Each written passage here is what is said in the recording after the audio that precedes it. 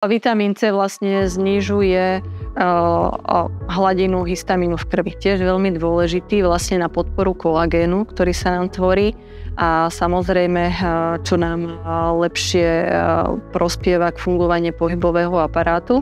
Vitamín C sa tiež veľmi odporúča na hojenie herpesov, skracuje dobu liečenia.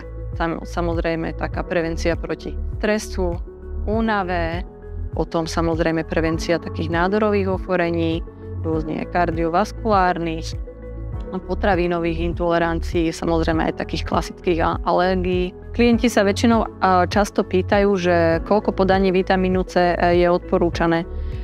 Klienti väčšinou, keď tak napríklad chodia na jedno podanie, ale vysvetľujeme im, že najlepšie je buď 3, 5 alebo až 10, aby to malo vlastne ten liečebný účinok a aby to tomu danému klientovi pomohlo. Treba urobiť základné odbery železo, kreatín, feritín.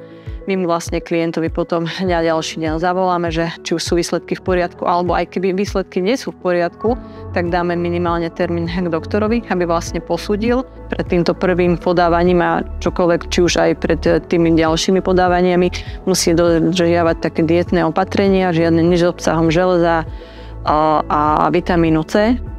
Následne nám vlastne vyplní taký dotazníček a napojíme infúziu.